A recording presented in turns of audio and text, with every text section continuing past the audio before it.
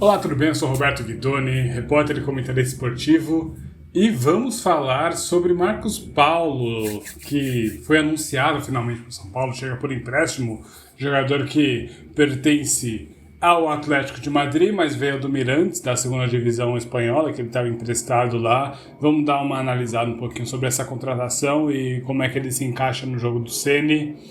E está passando um avião que está fazendo um barulhão, então imagino que saia no áudio. Perdão por isso. Bom, mas... E também vamos mostrar algumas estatísticas dos zagueiros, né? A gente sabe que a gente precisa de um novo zagueiro, especialmente um zagueiro canhoto. Então vamos dar uma olhada sobre isso daí. E bom, começando aqui com as estatísticas do Marcos Paulo, ele estava no Mirantes, como eu disse, né? Na segunda divisão espanhola, o Mirantes está em 15º na segunda divisão, então, quer dizer, deve ser um time bem ruim, né? Convenhamos. Ele nessa temporada fez 13 partidas com 1 gol e 2 assistências. Realmente ele não vem se destacando muito, né? A gente vai mostrar aqui os números dele depois. Você percebe que nem tem as estatísticas aqui, né, mais completinhas, para a gente conseguir compará-lo com outros jogadores da posição, então isso daí é um pouco complicado. Uma outra coisa que eu também não gosto muito, quer dizer que eu não gosto, que eu recomendo vocês não fazerem, é se basear nos melhores momentos do atleta que tem aí na internet. Tem vários vídeos na internet com os melhores momentos dele, e basicamente só tem jogadas no Fluminense, né, quando tinha 18 anos. E ele não teve uma boa passagem na Europa.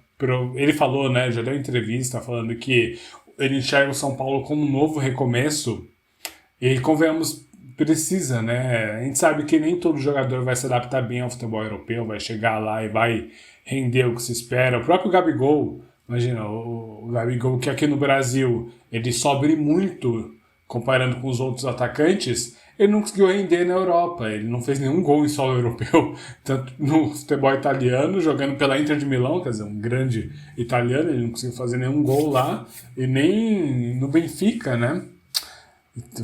Pegado. Por quando você não consegue fazer gol contra, sei lá, contra o Vitória de Guimarães, é pegado, hein? Mas é isso aí. Bom, o Gabigol é um grande jogador pro parâmetro brasileiro, mas não rendeu lá. A adaptação é sempre complicada. Então, ok, a gente pode entender que talvez ele chegue pro São Paulo rendendo mais do que ele rendeu na Europa, né, nesses anos, esses cerca de 3 anos que ele passou lá nos campeonatos europeus. Mas vejamos, né, ele não tem nenhum jogo pelo Atlético de Madrid. Ele foi emprestado pelo Famalicão, né, como a gente pode ver aqui. Ele fez 15 jogos no Famalicão, sendo que ele iniciou 7 desses 15, depois poucos minutos, né, totais, e não fez nenhum gol, não deu nenhuma assistência. No Mirandes, 13 jogos, iniciou 7 deles, tem um gol e uma assistência só. Aqui, ó, cada 90 minutos, essa estatística é um pouco relevante, né? É um pouco mais relevante que as outras. Gols e assistências a cada 90 minutos. E tinha 0,52 no Fluminense, depois 0,45 na segunda temporada dele pelo Flu. E aí ele tá com 0,41 pelo Mirandes. Ué, quem sabe, né? Quem sabe ele chegando no São Paulo e não consegue até melhorar esse número. Porque convenhamos, um jogador que consiga participar de gols, jogo sim, jogo não, é um jogador útil para o time com toda certeza, né? O próprio Caleri não está muito longe disso daqui. Vou até pegar o Caleri para comparar. Claro que é sempre complicado, né, comparar os jogadores assim, ainda mais quando eles têm funções diferentes, mas só pra gente ter uma breve noção, né? Ó, o Caleri é 0,64, na temporada passada 0,52.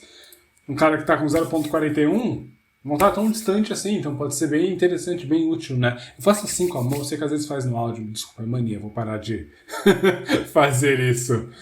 Pois bem, e o São Paulo não vai pagar nada pelo empréstimo, não tem obrigação de compra, eu não sei se tem opção de compra, então é algo que, quem sabe se ele arrebenta aqui, a gente não vai poder contratar assim facilmente, né, também. O jogador tem 21 anos, logo fará 22 anos, né, e não joga em atleta, ele tem muito que evoluir, e segundo o Capellogi, ele recebe tantos aqui, 1.000 semanais. Isso daqui, olha, sou de humanas, hein? Vamos ver, me ajudem aí com a matemática. Isso deve dar o quê? Mais ou menos 14 mil euros por mês? Ok, então vai dar seus 70 mil reais? É isso? É isso? Não tenho a menor ideia, tá bom? Mas eu acho que é algo por aí. 10 para mais, 10 para menos, sei lá. Então, bom, a gente pode imaginar que não é algo que vai pesar muito na folha salarial de São Paulo, né? 70 mil, se for algo por aí mesmo, é o que o jogador da base ganha. Então, na teoria, ele chegaria assim, é uma promessa e vamos ver se vinga como jogador de futebol. Muita paciência com ele, tá? Eu acho que aqui tem algumas outras informações interessantes. E, assim, ele é o Marcos Guilherme dessa temporada, por enquanto, tá?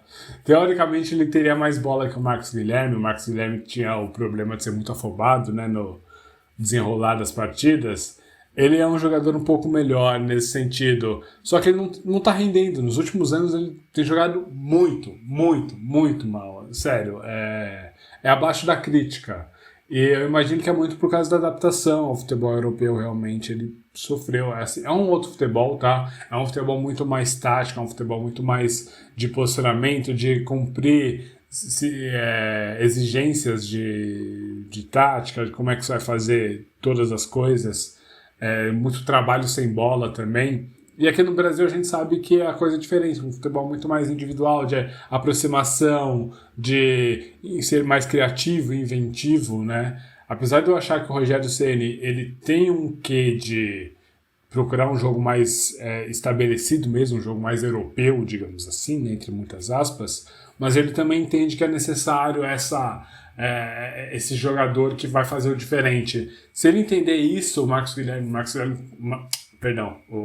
Paulo e o Marcos Paulo se adaptar a esse jogo do Ceni, eu acho que a coisa pode desenvolver-se bem. Bom, ele é destro, ele joga aqui principalmente como ponta esquerda, então ele vai brigar por posição com o Pedrinho, teoricamente, mas ele também joga na faixa central. Ele também faz o lado direito, não está aqui, mas ele também consegue fazer o lado direito, apesar de preferir fazer o lado esquerdo. É um jogador que tem até uma boa altura, né? A gente tem um time baixo, o São Paulo, mas ele tem uma altura interessante. E é isso aqui, só informações extras dele. Ele tem contrato até 2026 com o Atlético de Madrid. Aqui dá até para ver a valorização do atleta. Ele chegou a valer 11 milhões de euros quando ele tinha 18 anos, na época do Fluminense, e hoje vale 5 milhões. A última medição aqui foi com ele no Famalicão, ainda não mediram com ele no Mirandes. A gente sabe que isso daqui não é 100% confiável, mas tá ali. É bom bastante pra gente falar, tipo, ok, é mais ou menos isso mesmo que o jogador vale. Certo? Vejamos como é que ele chega. Muita sorte pro Marcos Paulo. Eu tô realmente ansioso para ver ele em campo. Sinceramente, olha, tem passagem pelo Sub-19 de Portugal, 4 partidas e 1 gol. Ok, pena que ele não deu certo no futebol português. Talvez ali fosse um caminho para ele realmente se desenvolver. Eu lembro uma coisa, tem um documentário, eu não vou lembrar o nome do documentário agora, infelizmente, mas é um documentário que tinha na Netflix, agora saiu do catálogo deles e não sei onde é que poderia se assistir, mas é sobre 4 técnicos alemães, né? Que é um técnico... Eu lembro de ter entrevista com o Klopp, não lembro se eles chegam a acompanhar o Klopp, mas durante a temporada, mas o Klopp dá entrevista lá, mas eles acompanham a temporada de 4 técnicos alemães. Tem um do St. Pauli, que é um time que hoje está na 2ª divisão, e que é um time que eu gosto muito lá na Alemanha. Depois dê uma olhada nesse time, é bem interessante por toda a representação cultural deles, tudo como o bairro gira em torno desse time, é muito bom, bem interessante. Eles têm uns projetos sociais também, enfim, tô divagando, esquece isso. O ponto é que tem um jogador lá no documentário que na temporada passada ele tinha passado por um outro técnico lá. E ele não jogou nada bem, teve problemas com o técnico em si. E na temporada seguinte ele foi para esse outro time, né? Com esse outro técnico, com essa nova filosofia, e o jogador estava arrebentando. E, dado momento, né, aproveitaram isso daí para entender como é que pode justamente o mesmo jogador numa temporada ele não vai nada bem, ele assim, tem problema com o técnico, e na outra ele vai tão bem. O que acontece, o que é diferente, né? E estava mostrando justamente que era um técnico, o inicial, né, o primeiro técnico daquele atleta, ele era um técnico muito científico, ele era um técnico que ele não procurava muito entender o jogador. Ele trabalhava mais como se o jogador tivesse que cumprir as ordens e ponto. E não é um erro isso, tá? O Guardiola tem um pouco disso daí. O Guardiola, ele tem um jeito dele de jogar, o jogador tem que aceitar. E acabou. Não quer? O Ferran Torres não aceitou, por exemplo, foi contratado pelo City e logo depois saiu para o Barcelona. E é um bom atacante.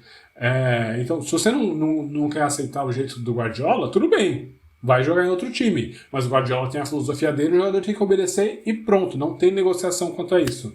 E o técnico, por ser mais assim, ele não conseguiu interagir bem com aquele atleta. Ele não conseguiu fazer o atleta render. E o outro técnico, ele tinha uma outra história bem diferente, né? Ele era um técnico, assim, boleiro, sabe? Ele veio da rua mesmo. Ele nasceu a 4 quadras lá do time que ele treinava. Ele foi jogador, fez toda a base naquele time, foi jogador por aquele time e depois virou técnico do time. Então ele era super identificado com o time e entendia muito bem o que era jogar na rua, sabe? E que é a mesma origem daquele atleta. E aí o jogador ele falou assim, aquele cara ele não me entendia, eu não ia correr por ele, mas esse novo técnico ele me entende, é por isso que eu corro por ele. Então às vezes quando você pega um jogador que não está rendendo bem num determinado contexto e você tira ele daquele contexto, coloca em outro, ele pode render, ele pode realmente se potencializar e chegar a um desempenho que era o esperado dele desde o início.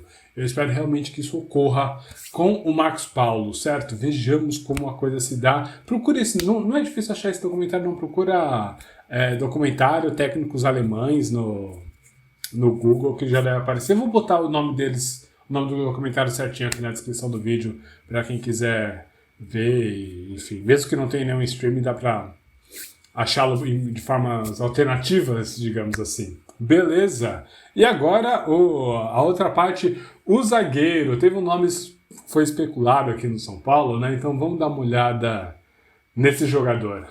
Pois bem, aqui está Anderson Jesus, jogador que foi especulado no São Paulo. Eu até mudei minha câmera de lugar aqui para não ficar em cima das estatísticas. E vamos ver, gols para zagueiro tá bem, hein? Tá bem nos gols para zagueiro. Ele joga no Vizela, da segunda divisão portuguesa, e nem é um dos melhores times por lá, não. 12 partidas, e 2 gols marcados, deixa eu ver quantas como titular. Ele veio do América, né? 12 como titular. Muito bem.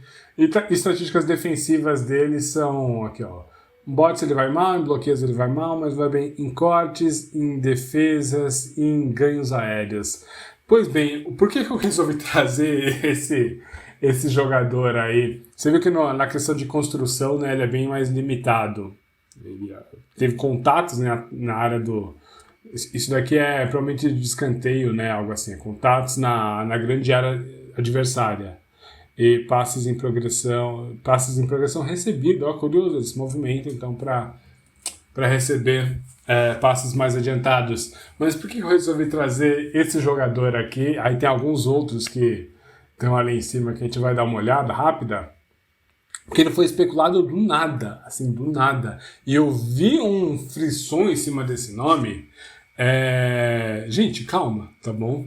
Assim, claro que eu gosto também de ver esses nomes, assim, essas especulações, eu acho interessante, mas pela diversão mesmo, por descobrir novos atletas e ver o futebol mundial, né, como é que estão esses brasileiros espalhados pelo mundo. Mas o que eu recomendo para vocês aí que às vezes ficam um pouco perdidos com tanta informação, né, com tanta coisa que às vezes parece que realmente vem de uma fonte confiável, mas não vem. Fiquem de olho, basicamente, em três formas de se informar sobre negociações do São Paulo. O canal do Nicola, que ele vem com os boatos, né? Ele é mais um meio termo Ele vem com muitos boatos, realmente, mas são coisas mais quentes. E geralmente quando ele traz um boato, é que surge na internet, surge nos fóruns e algo assim, tipo, como é o caso desse Anderson, que surgiu de repente, e ele foi atrás da informação, ele foi falar com o Belmonte, ele foi falar com Casares, para saber realmente até que ponto é verdadeiro esse boato. E aí ele descobriu que não é verdadeiro.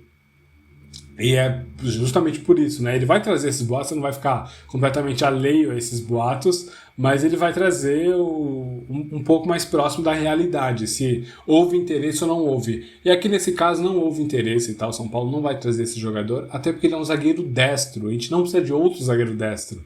Já tem Ferrares, já tem Arboleda, já tem Diego Costa, já tem Beraldo, e tá para chegar o Alan Franco, se chegar realmente, né? E são 5 zagueiros destros, a gente não precisa de outro. Precisa de um canhoto, tá na cara que a gente precisa de um canhoto. E é por isso que eu trouxe aqui outros valores aqui, outros nomes. Tem esse Rodrigo Gutt aqui. Esse já é um jogador um pouco mais caro, mas olha isso. Olha que beleza isso daqui. Ele tá na Fortuna, ele tá onde que é mesmo esse time? Da Bélgica, talvez? Não lembro. Não tenho a menor ideia. Não, é da Holanda. Lembrei. Tá no campeonato holandês, melhor, neerlandês, né? Eles gostam de ser chamados de holandês, ou o campeonato dos Países Baixos. E, bom, olha esses números, é muito mais interessante que o menino anterior, né? Ele é um jogador também que está flor da idade aqui, 22 anos recém-completados. Então, pô, se vai contratar alguém, prefiro muito mais esse jogador aqui. Eu acho que ele é destro também, aqui não tá marcado, mas se eu não me engano ele é destro também. Então se for contratar um destro, que seja o Gutt, né? Outro jogador, Doria, lembram dele? Ele passou pelo São Paulo, ele está no Laguna, Santos Laguna do México. É um outro nome interessante, viu? Sinceramente, é que não é um jogador barato, né? Não é fácil trazê-lo para cá. Mas, se possível for, se ele quiser voltar assim para completar elenco, um salário um pouco mais baixo que a média, pô, eu aceito, sinceramente. Ó, pode vir, tranquilo. E, bom, praticamente possível, né? Ó, ele fez fez 33 partidas como titular, aqui, ó. Todas como titular, até agora. Das partidas pelo campeonato mexicano que ele fez, todas foram como titular. Tem um bom número de gols, então, para um zagueiro, né, claro. Então realmente não deve vir para o São Paulo, infelizmente. Vai ser um nome que é bem interessante, 28 anos, é um zagueiro canhoto já bem completo, né? Quem sabe São Paulo trazer um jogador nesses moldes aqui. Bom, até aqui, ó, os que eu dei uma olhada, né? Os outros, esse Thalisson Kelvin. Olha, achei interessante, tem valores defensivos bons. 24 anos, está no Juventude, então dá para trazer por empréstimo até. Quem sabe o São Paulo não poderia trazer um zagueiro um pouco mais assim, né, para compor o elenco. Isso daqui tudo são nomes para compor o elenco, tá? Não é nenhum para resolver nosso problema, exceto o Doria, mas o Doria já é um jogador formado e muito caro. A gente tem que lembrar que o campeonato mexicano não é mais o mesmo de anos atrás, tá? É um campeonato que já tem dinheiro bastante para não depender de venda de atletas para países como o Brasil, por exemplo. Então, bom, um jogador para compor elenco, o Thalisson Kelvin, eu acho realmente interessante. E para mim, o meu favorito, Léo Andrade, Marítimo, primeira divisão de Portugal. E aqui é o número de gols normais, tá até que legal, né? Cortes, bloqueios, é um jogador muito alto, aqui não tá a altura dele, mas ele tem 1,90m e tanto, 1,90m, 1,91m, coisa assim. E ele pode realmente, ajudar a gente nessa questão da altura, por ser canhoto, por ser jovem, por ainda ter o que desenvolver-se. Então, eu gostaria de ver o São Paulo tentando contratar o Léo Andrade. Que tal? Eu fiz agora minhas especulações, meus boatos sobre zagueiros. Esse Luiz Abraham aqui, pena que a gente já tem muito estrangeiro, porque o que eu já contratei esse moleque nos Futebol Manager passado é brincadeira. Muito bom jogador, viu? Bom, e já indo pros finalmente, vamos só passar o que aconteceu, quais foram as contratações do São Paulo para esse ano. Aqui, o goleiro Rafael já chegou, confirmados também Pedrinho, Wellington Rato e Marcos Paulo. Por enquanto, quem foi confirmado são os jogadores mais ofensivos e pontas. Então, o que o Ceni reclamou bastante, que eram os pontas de velocidade, já chegaram 3 para resolver esses problemas. Quem pode chegar? Alan Franco. As informações são que ele quer vir para o São Paulo, é questão de convencer o time norte-americano agora. Eu acho que o São Paulo conseguirá de um jeito ou de outro. Se o jogador quer, é difícil segurar realmente. Mas vejamos como a coisa se dá. Talvez, não sei, consiga um aumento salarial, aí ele fica por lá mesmo. Quem sabe? David deve vir, lembrando que o David ele consegue fazer tanto do centroavante quanto dos pontas. Eu não acho que ele seja um substituto plausível para o Luciano, porque ele não tem qualidade de passe, de criação, esse tipo de coisa. Mas jogador forte e rápido, isso ele é. O Jair está sendo especulado também, sinceramente, não acho que chegue não, mas enfim. Yaxson Mendes eu coloquei aqui porque ainda não foi anunciado, mas tá praticamente certo, então um jogador que chega para o meio campo, né, um volante mais defensivo. Ok. Saídas, é muita saída, hein? Nicão, Reinaldo, Nicão, Reinaldo, Miranda, Éder, Marcos Guilherme, Colorado, Bustos, Thiago Couto, Luizão, Léo, Igor Gomes e André Anderson. Lembrando que esses dois últimos ainda não saíram, mas já foram dispensados. O Igor Gomes continua no time, né? Ainda tem que terminar a negociação lá com o Atlético Mineiro, mas é questão de tempo realmente para ele ser liberado. Possíveis saídas, o Orejuela não faz parte dos planos do Rogério Ceni e o Patrick, questão de tempo também para ele ser liberado para o Atlético Mineiro. Eu acho que o Atlético do Cudê vem com um time chatinho, hein? Convenhamos, acho que o Cudê tem um plano. E bom, é isso. Desejo a vocês uma ótima virada, um feliz ano novo. Terei mais um vídeo, né, ainda esse ano, falando sobre o que eu espero do São Paulo com essas contratações e até onde a gente pode ir nas competições. Tipo, qual seria fazer o meu planejamento, né? A diretoria não fez o dela, fazer o meu planejamento pensando até onde a gente chega nas competições com esse time que a gente está formando.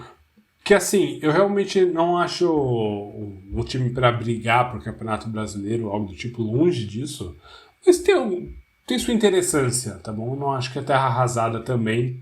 Então vejamos até onde esse São Paulo pode ir, certo? Então até lá, imagino que amanhã já sairá esse novo vídeo sobre as competições e até onde São Paulo pode chegar nelas, beleza? Muito obrigado a você que me ouviu até aqui, um grande abraço, inscreva-se, like, com comentários, etc. Me diz aí, o que você achou do Marcos Paulo? Você gostou, você não gostou? Você acha que é outra furada? Lembre-se, 70 milhões de reais mais ou menos por mês, então, para um jogador que vai ser útil para o elenco, acho que não é nada de absurdo, não. Beleza? Valeu, gente. Tchau.